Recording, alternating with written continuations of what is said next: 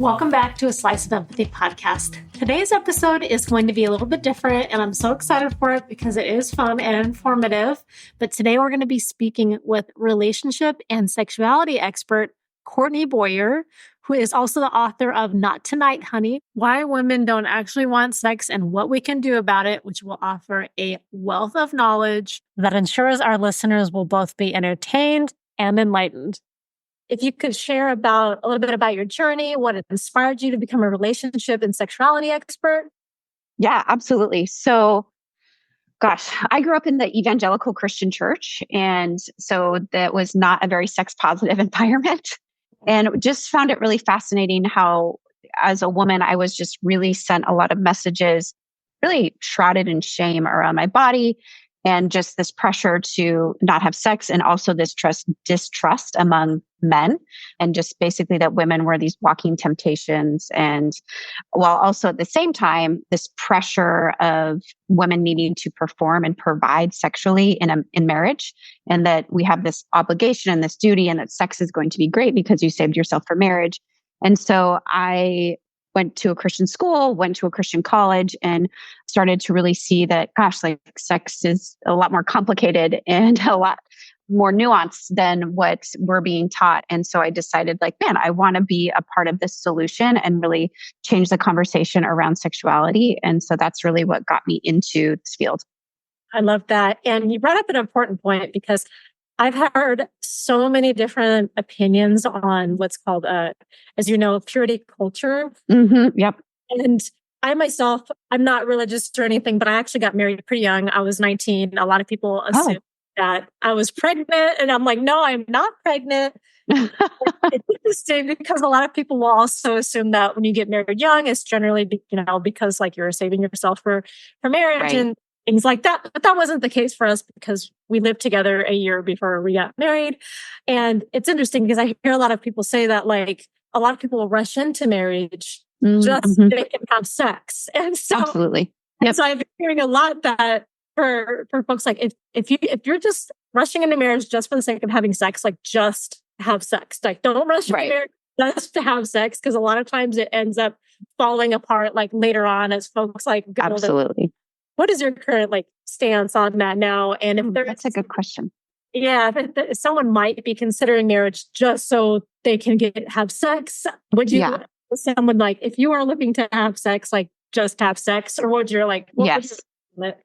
Yeah. I mean, I know that's hard because I look back, I did end up having sex before marriage. So I did the whole purity ring thing, and I didn't go to a purity ball, but I signed a pledge, and I was so steeped in this culture, and I had a panic attack the first time after I had sex because I felt so guilty. I was absolutely convinced I was going to hell. I was well, now I'm a soiled woman, and it was with my future husband, but I still felt so shameful and really disconnected from my body and really disempowered. And so one of the things so I have 3 kids, my 2 oldest are girls. And one of the things that I talk to them about is really making sure that you are emotionally ready before you have sex, and you're aware of those implications. And there is absolutely no guilt or shame associated with the sex education I give them. It's really about, it's empowering, it's educating, and it's really equipping them to feel okay, I'm in control of this, and it is whatever I want to make it. It's not about losing my virginity. I hate that term. So if somebody who does identify as a Christian, I think I would have compassion for them because I've been there. I totally understand that perspective. I understand wanting to live according to God's will and wanting to please Him and, follow the rules and everything. And I also realized that we live in vastly different times than when the Bible was written and when people got married, and just the lifespan and everything. So I would encourage them to delay for as long as possible, because I know that that's in accordance with Christian beliefs to not engage in sex outside of marriage. But at the same time, I'm it is not the worst thing you could do. So it would be one of those, I would ask them to question why are they choosing that, and what, to really dig on their own, not because their pastor told them, not because their parents told them, but what is your relationship with Jesus, and what's your relationship with the Bible, and how do you interpret that, and what does that look like for you? And I know a lot of evangelicals will probably be like, that is such, blasphemy in terms of what you're telling them. And that's okay. I'm okay with that. So I guess that's my answer. No, I really appreciate that because it's interesting. I actually come from kind of a Catholic background. Like my family, like my immediate family, isn't really super religious or anything, but both my grandmothers on my maternal and paternal side were. So I think there was a lot of very rigid views around like having sex, and especially when it came to like dating and whatnot. Like it's like, oh, you don't want to sleep around, you want to save yourself for that special person. I mean, there wasn't really oh, you need to wait until marriage, but like there is a lot of stigma like in my family, especially with the older generations. I want to say the slut shaming culture. Absolutely. Like, yeah. And I think honestly, my personal opinion, like if you are being safe and you're a grown ass adult, do what you want. You do you, like 100%. Nothing wrong with that. Totally agree. Yeah. So when we think about your book, I'm really curious about it, especially the title. It's called Not Right, Honey, Why Women Actually Don't Want Sex and What We Can Do About It. Are there any key moments or experiences that maybe led you to write the book? Yeah. So I think I don't even remember what the breaking point was or like the tipping point was, but I have spoken to thousands of women throughout the years, and I can guarantee you that I will get asked at least one of these two questions. What is wrong with me? And am I broken? And those two questions, after hearing that over and over for years and years, I just finally was like, I have to give them a resource so that they can feel like they are not alone and that they can understand why they feel this way. It's not their fault, and give them some practical advice on what they can do to help navigate that. So that was really what spurred the book. I can't think of like an actual final moment. It was just probably the encouragement of the people in my life who were like, gosh, you just need to like put this into words, Courtney. No, I love that. And can you give us maybe a brief overview of your book and maybe some of its core findings? Because I'm pretty intrigued by it myself. So I'm probably going to be checking it out as well. Yeah. So it's broken up into 3 parts. The first part is like, why do we have a book on why women don't want sex? And really looking at where the historical and cultural messaging come from, religious messaging, how that impacts our views on sex, and then moving that into understanding so the second part is really understanding our bodies, our sexual arousal. Basically everything that we've been taught in the media about women's sexuality is totally incorrect and also harmful. And then also the third part is really like, okay, so now what? Like, thank you for pointing out the obvious, Courtney. Yep, this is where we struggle. And then it talks about sexual energy. It talks about communication. It talks about different modalities, therapeutic modalities. I talk about creating a pleasure practice, which is something that is one of the easiest ways and really free ways to help to cultivate more pleasure in your life. And when I say pleasure, I don't mean just sexual pleasure. I mean pleasure of all kinds. And really just gives people like tools to reconnect with their bodies and their sexuality. Yeah, I think that's so important. And it's interesting because I think, especially as women, and when we think about our partners, like, and if let's say we're not like in the mood to have sex for whatever reason, a lot of times our partners might be thinking, like, they might think it's about them, or are you attracted to an ego hit when it's really, it may not necessarily be about them. I might be because like, I'm extra tired tonight, or I'm going through a really stressful situation. But it's interesting. I've had this conversation with my husband previously as well, because it's something I feel like that comes up for a lot of people, especially I feel like with male partners, especially where they, oh, like, did I do something wrong? Or are you attracted to me? There's a lot of this, like, it takes an ego hit concern that it's like something that they did when it may not necessarily be the case. Can you speak on that a little bit? Absolutely. Yeah. I mean, so here's the thing. Communication is a skill. Communicating about sex, about desire, like that's an even greater skill. And a lot of us were just not taught how to do that. And so instead of having those really, they feel uncomfortable conversations because we're not used to them, it feels overwhelming. And so we would rather just kind of sit on it and pretend like it doesn't exist, or it just like, well, I don't want to like make it worse, or I don't know where to start. And so we just kind of keep kicking the can down the road. And what we don't realize is that it's really causing these cracks in our relationship, and which leads an overall erosion of the relationship. And that can lead to a lot of distrust and disconnection and even resentment. And so I think that if you find yourself in that situation, it's so, so important to really think of it like, okay, I was never taught how to sew. And I really value sewing because I want to make my own clothes. I think it's cool, whatever. So I'm going to go out and learn that skill. I'm going to watch YouTube videos. I'm going to read books. I'm going to hire a sewing teacher, whatever it is. And the same thing can be applied to communication, communicating about sex, dealing with past sexual issues, childhood traumas, all of those things, because those significantly impact our ability to show up authentically in our relationships. And so if we start to see it as I am lacking a tool, or I'm trying to expand my toolbox so I can be a better partner, a better woman, a more fulfilled, a more authentic, however you want to look at it, then I think that we would really start to resolve a lot of our own issues in our relationships. Yeah, absolutely. And I'm actually thinking about when you mentioned the tools, because my husband and I, just like full transparency, are each other's firsts. And I know there can be stigma around that, because a lot of times in the dating world, people would feel like, oh, maybe they want to date someone who's sexually experienced. And what would you recommend to maybe someone who is young and maybe neither partner is really experienced in that area? Are there any certain recommendations that you might have for someone who might be navigating that? Yeah, I think again, sex is a skill. And I think we forget that. And there are some people that are just naturally good at sex. They are just like people are naturally good at dancing or basketball or cooking. There are socially acceptable ways to go about to learning those skills that sex typically isn't offered. And so thankfully nowadays there are a lot of resources. I think OMG.com, is that one of them? There's different intimate or erotic educational videos or manuals that are focused it's not porn. It's really meant to teach you the mechanics and the skills behind how to give it oral sex, or things to think about during intercourse that a lot of people will look to porn for, which looking to porn for sex education is like watching NASCAR and learning how to drive. It is just not a good idea and not helpful at all.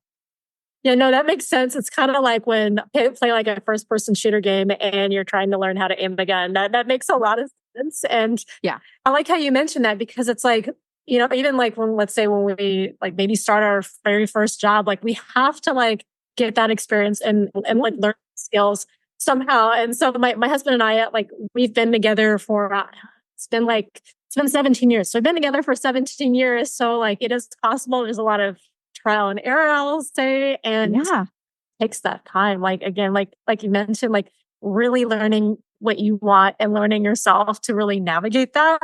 And I'll say if someone else is in the same situation, or they have maybe very little to no experience, that it's definitely possible. And I love that you mentioned that. Again, it's a skill. And I really love that you mentioned that. Are there any maybe misconceptions about women's sexuality that you might address in your book?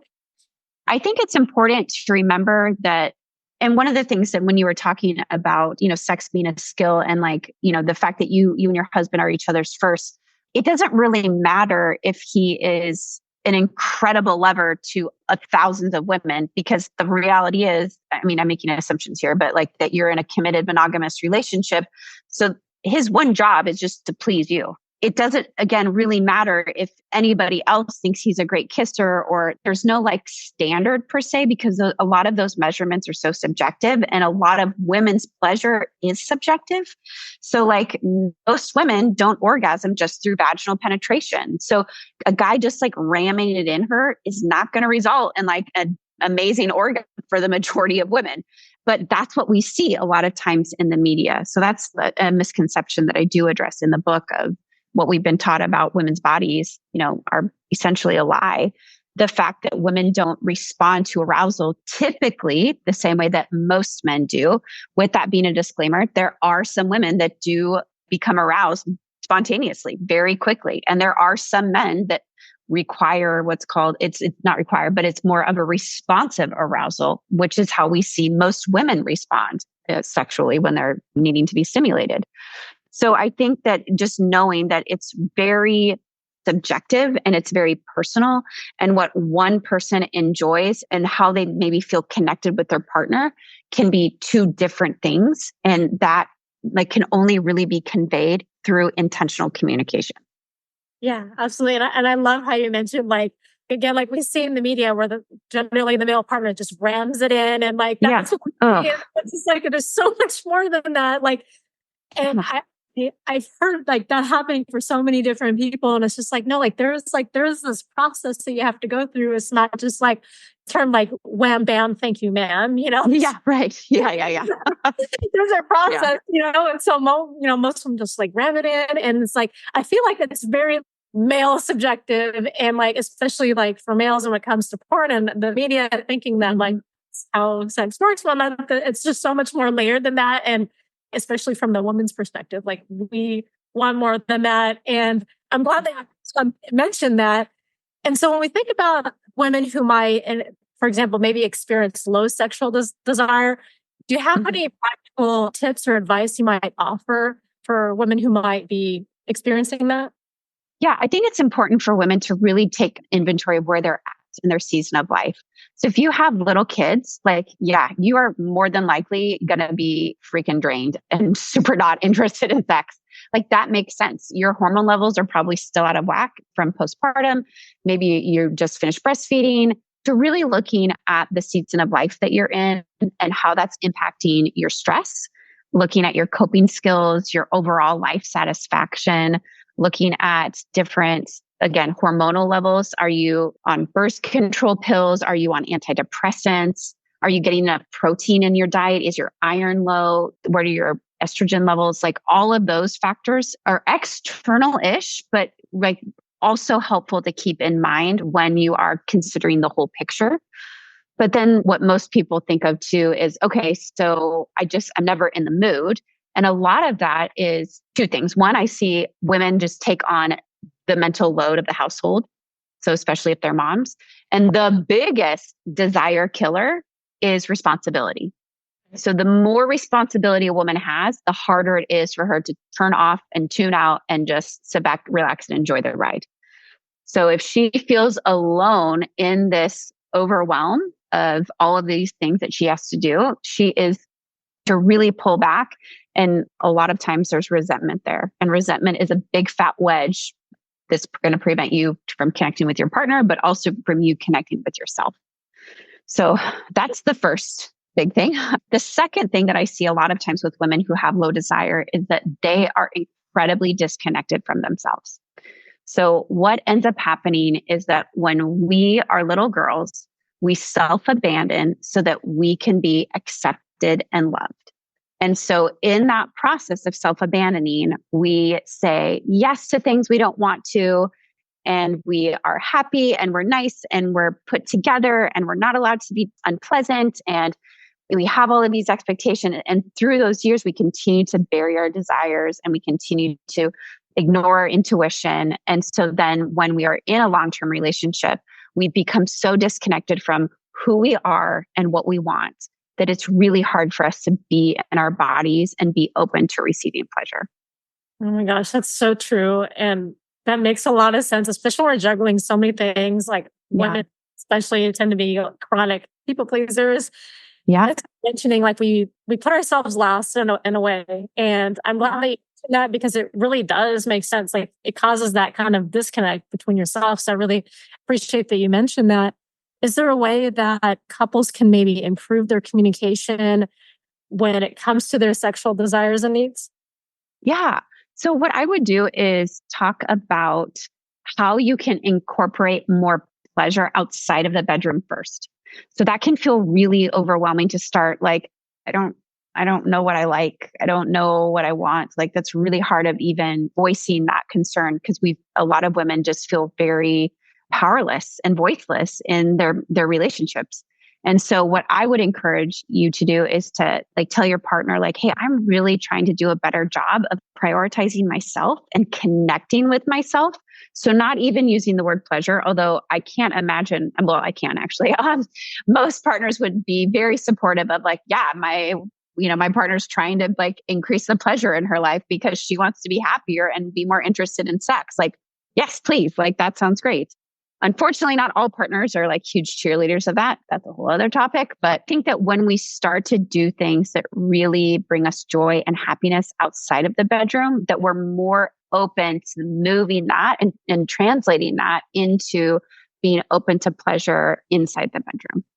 Oh my gosh, that makes so much sense. And when we go back to thinking about how much, like, especially as women, overcompensating and like we have a lot on our plate typically, sometimes even prioritizing some of those basic needs can be difficult, but it's just so, it's crucial to really have that sense of self before we can think about another. And I really appreciate that you mentioned that, and moving into the next thing, and kind of thinking about the things that bring us pleasure. What kind of advice might you offer someone who might be like, for example, a lot of times like our partner, kind of going back to thinking like the shoving it in, right? Like thank you, ma'am type thing.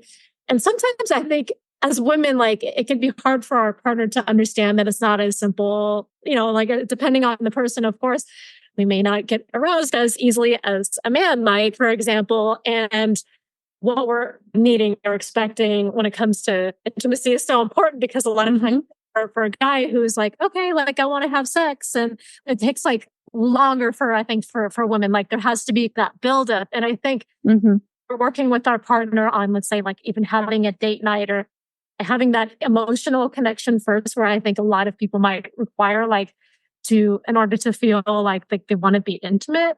Absolutely. Yeah. And being able to know that you are worth the time and effort of that buildup. And a lot of women sadly don't believe that they are. God, it's just easier if I just like knock it out for like 5 to 10 minutes and like, okay, then we'll just move on and I'll go back to my crossword puzzle or scrolling Instagram or going to sleep. Yeah, exactly. And are there any practical tips or advice you might offer for someone who is like looking to kind of have more of that lead in? Yeah, I think that a lot of men don't realize the amount of foreplay that requires to really arouse a woman. And I don't think they realize the amount of mental load that a lot of women carry. I think if women had less of a mental load, that they would be easier to kind of like, quote, snap out of it and like transition into more sexy time. But it requires a lot of unloading, and a lot of men aren't aware of that. And so I think that women need to do a better job of communicating those needs and being willing to relinquish that control. It really helps me to relax knowing that I have a clean kitchen. Okay, great. Like, hey, if I know that like all you need for us to like get it on is for me to clean the kitchen, like I'll do it every fucking night, right? But the problem that we see, well, a couple of things is, one, a lot of times it's deeper than that, is that they're like, well, there's resentment of all the years and like all the other areas that I'm carrying, and oh, it's so easy for you just to do this and you're only doing it because you want something. But then the other issue I see with women too is that they don't like how their partner cleans the kitchen or loads the dishes or makes the lunches. And so they don't want to relinquish the control to lessen or lighten the responsibility so they can be more sexually available. And so it becomes this cycle of, no, you don't do it right. Nope, I want to do it. I want to be in control. But then that control and that time prevents them from really letting go and opening up sexually. Yeah, absolutely. And it's interesting you mentioned that, because like my husband and I have had similar discussions before, as I'm sure like is the case for many of our as well. But I really enjoy working out at least a few times a week. My husband, on the other hand, he just does it because he has to. And it's interesting because he knows, like I've told him before, I'm like, it's really attractive to me when, you work out with me, and that, it turns me on, I really work out. And then when you work out with me, that is like something for me that will like lead to that, like that next intimate step. And so when we talk about it that way, like he's a lot more willing to work out. He's like, yeah, absolutely. If he knows that sex is going to come after a workout, then it's a huge motivator for him. 100%. Yeah. Is there any advice that you might have for individuals who might be navigating the modern dating scene in terms of sexuality and intimacy? Come with that complicated structure of like dating, especially on dating and on dating in today's climate? Yeah, I would say, one, to be aware of your attachment style. that will really impact how you show up and how you interact. And I think also being aware of your emotional baggage. And if you have not dealt with that, that will 1,000,000% impact your ability to form healthy, long lasting relationships. So those are the two big things. I think another thing is, what's your purpose? Not that dating necessarily has to be intentional or purposeful, but what I see is that there's people who don't want to take the time to really take inventory of like where they're at and what they're able to give in their life. And so like, oh, I'm just like open to whatever. And the problem with that, it's kind of like going to a restaurant and telling the waiter, okay, well, I'm open to whatever. And then the waiter's like, well, wait, do you want an appetizer? Like dessert? I don't know what to give you. And so then you just kind of get what you get. And then no wonder you're dissatisfied. I think that a lot of people are afraid to set intentions and be like, hey, I am looking for just something really casual right now. And this is all I can offer you. Or I'm looking for a life partner. Like I am really willing to settle down and invest in somebody, because we're afraid of rejection. And so if we just kind of take whatever we can get, like then we're not going to be disappointed. But that is such a big fat lie, because we end up getting disappointed and being in these really unhealthy cycles and really settling for things that we shouldn't be. Absolutely. I mean, that makes a lot of sense. And I think like when we kind of think about our own wants and desires, that's something that we should really have at the forefront and not, again, make decisions based on like, okay, we're afraid of being rejected, and understanding what we want and making decision factors based on that line of thinking will help us kind of get to that ultimate result. And I think a lot of times, again, this is where communication will be ever so important within the dating phase. And I think a lot of times folks, like when they hear about, for example, if they are just looking for something casual, like a lot of people like will kind of like fun on that. But honestly, it really is important, because setting up the expectations and being transparent is just like so important. So like both folks are on the same page. Right. Yes. Like if you know that you're entering in, like, hey, I am telling you, I can only give you this amount of time, this amount of commitment. Or if somebody else is telling you that, and this is where I really see the problems, is that somebody else is telling me, hey, Courtney, I can only give you X, Y, or Z. And I'm thinking, oh, but once they get to know me, or once like I'll change them, or I'll be so amazing and like they'll change. No, I'm sorry, sweetie. They are not changing for nobody. It is not happening. Believe people when they tell you what they can give you. Believe them when they show you who they are. And that is really a lot easier said than done. Oh, absolutely. It's such a hard decision. And not even in just like when it comes to like sexual expectations, but this can translate over to like many different things within relationships. Yeah. Okay, like this is what they mean, rather than you're setting yourself up for disappointment. So I want to pivot a little bit. I think approaching the topic of sexuality with children, I think can depend on a variety of different factors, again, like religious beliefs. But how might parents approach the topic of sexuality with their children? Because I have seen it like a few different ways. I've seen people like where they're very like to the point where like almost borderline inappropriate. And then like some parents are just afraid to like say anything at all. Like, to, like dodge the issue entirely. So like, what is like the happy medium of parents approaching sexuality or the concept of sexuality with their children? Yeah. So I'm a big fan of medically accurate, age appropriate, value-based sex education. And so what that means is that we are using medically accurate terms. So we're calling it a vulva and a clitoris and a penis and a test, all of the things, that we are not using shame or fear in any of our education or how we approach it. So if you have your own baggage when it comes to sex, it will absolutely come out when it comes to talking to your kids about sex. So that is something that you really, if you want to be a good, responsible parent in this, go see a therapist, go work out, do a workbook, contact me, whatever you need to do, because that is something that will absolutely be translated to your kiddos. And then also age appropriate. So when they are 3 or 2 or 1, like, yeah, they should absolutely know what the names of their body parts are. They're usually not too inquisitive about how the baby gets inside the mom until they're about 3 to 5-ish.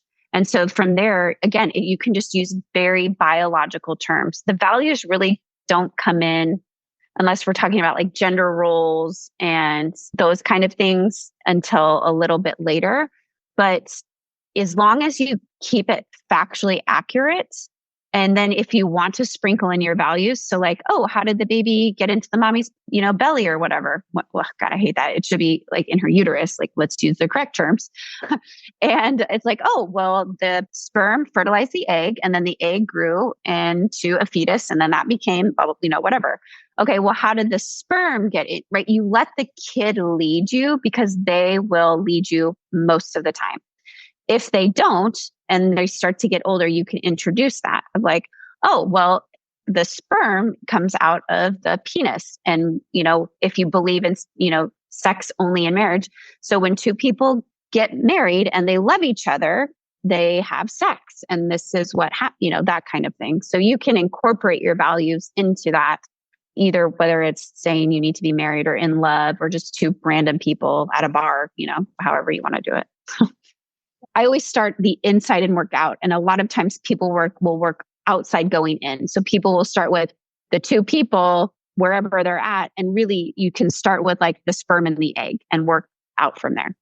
I love that. And that honestly can be better said, honestly, because it's interesting. My grandparents were pretty conservative, like in this mindset. And I'm thinking about my maternal grandmother, like specifically, I think like for my mom especially, it was hard because, and I say this because my grandfather on my maternal side was very, I want to say, much more progressive, to the point where like maybe like you don't want to tell a child like that much or expose the child that much.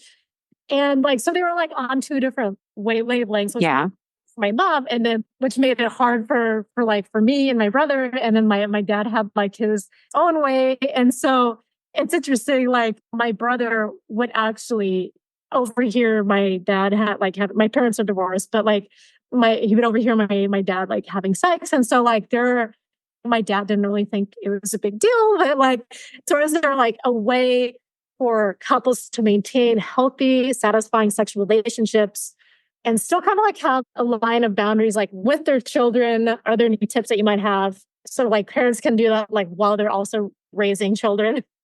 Yeah, I think one of the things that's important, and this is something I would communicate to my kids pretty early on, is when your dad and I have the door shut, it's really important that you respect our time together.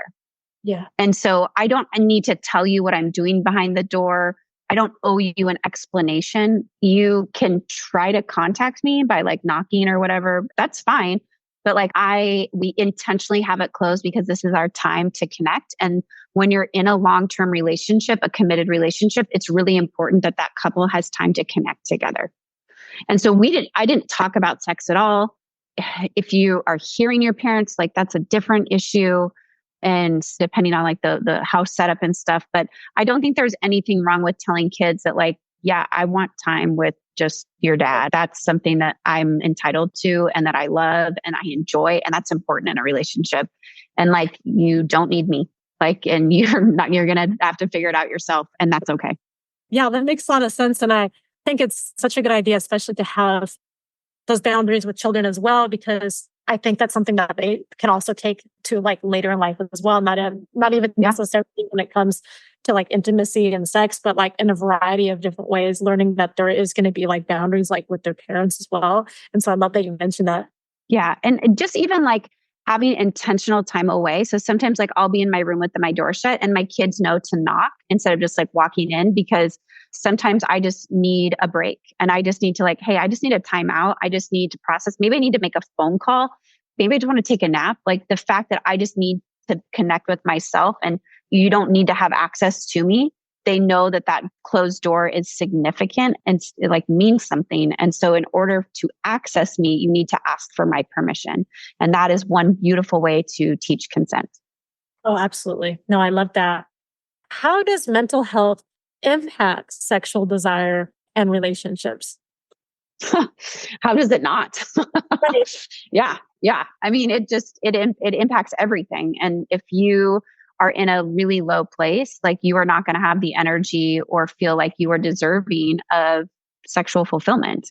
If you are anxious and overwhelmed, like that skyrockets that fight or flight mode in our nervous system, which spikes cortisol and shuts down our reproductive system. So like mental health is just so connected. It reflects and impacts everything. Yeah. I like that you mentioned that because I think so many different folks cope in different ways to like a variety of different why. And I know some folks on one hand say they just suffered maybe a loss and their form of comfort might be intimacy. And while on the other hand, there might be someone else who might stray from it because like, oh my gosh, like I'm dealing with this thing. Yeah. I've seen a lot of times there's a lot of stigma when it comes to folks who are like, oh my God, how could you want to have sex? Someone just died, da da da. There's a level of compassion that we want to make sure that we're keeping in mind because different folks are coping with like these variety of Absolutely. Yeah. ways. And so that might be the way that like they're coping. It might seem strange, but that's how like being intimate might be a way for them to kind of cope with that loss. So like that's something that we don't want to discount, even if it might be. Absolutely. Yeah. So are there any strategies that folks can use to manage a variety of mental health issues that might be affecting their sexual and romantic lives? Yeah. I mean, I would say like definitely be grounded, like find ways where you feel connected. So, doing grounding, breathing exercises, really connecting with your body. So like box breathing where you like inhale for 4, hold for 4, exhale for 4, hold for 4. Just really trying to calm your nervous system. That's a really great way to do that. Having outlets to allow the stress cycle to complete. So physical exercise, laughing, crying, painting, gardening, where you're moving your body, you're allowing that stress to physically dissipate from you.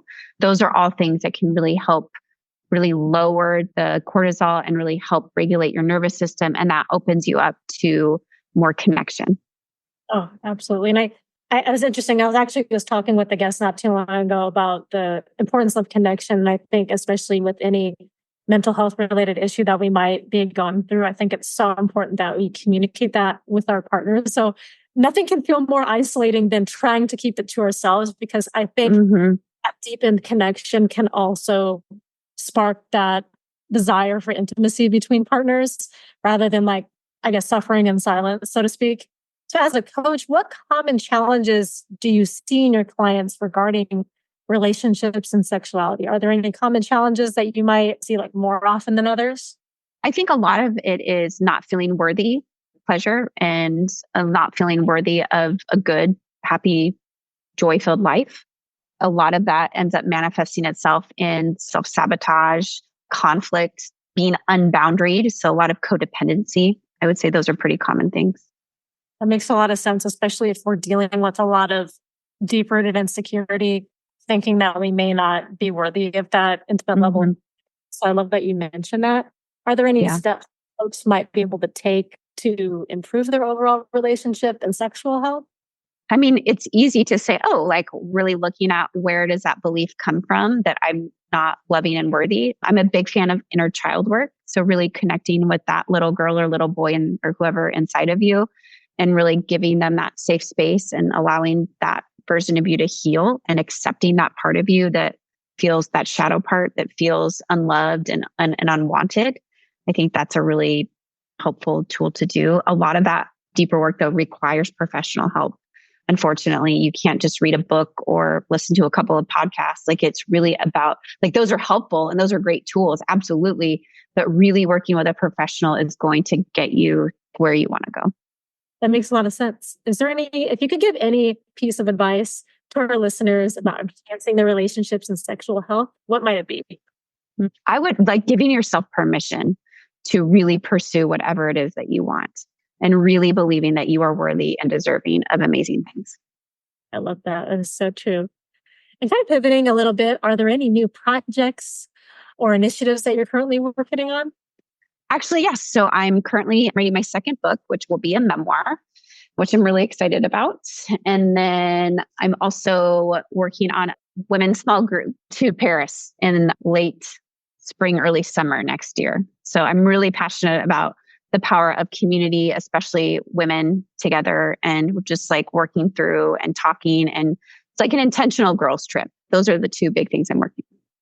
Oh, I love that. I actually went to Paris a little bit earlier this year and it was an amazing experience. So that is so Is there anything else that you'd like to share with our audience about relationships and sexuality? I think what we don't realize is that we really settle and accept the love that we believe that we deserve. And so if we are in places where we are really unhappy, a lot of it is like it's mirrors. Our relationships are mirrors of how we see ourselves. And so when we really start to take ownership of that, of like, man, yeah, I really value myself so little. And that's why I'm tolerating this kind of behavior from my mom or from my husband or whatever, that can be a huge game changer. And it can be a really empowering, but it can also be really overwhelming too. Yeah. And I know we mentioned a little bit earlier talking about the self-sabotage. And I think that's so common when we feel like we're not deserving and we could be with a wonderful partner. And if we don't think we're worthy, we might take like even unconscious steps to sabotage because like we inherently have this belief that we're not worthy and we might do things to our partner or say things to our partner that maybe we don't even mean an intent to sabotage because we are stuck with this belief. So I really appreciate that you mentioned that because that's so important to having a more fulfilling relationship, a more fulfilling partnership is having that internal belief that yes, we are worthy of intimacy and a loving relationship, a loving partnership. And so I love that you mentioned that. Before we kind of close out, can you tell us how our listeners can connect with you and learn more about your upcoming work at all the projects that you're working on? Yeah, sure. So I'm on social media at Courtney Boyer Coaching. And then my website is CourtneyBoyerCoaching.com. And if I love hearing from listeners, DM me, send me an email. It's CourtneyBoyerCoaching@gmail.com, Courtney with a C. So yeah, that's all the places to find me. So I'll make sure I connect with you as well once we get off this call. I really loved our conversation. It was a pleasure having you on here, and I'm so excited for this episode. This was such a fun one that I've done. So thank you. I loved our conversation. So thank you so much for joining me. Thank you so much for having me. I loved it too. Thank you. Take care. Bye.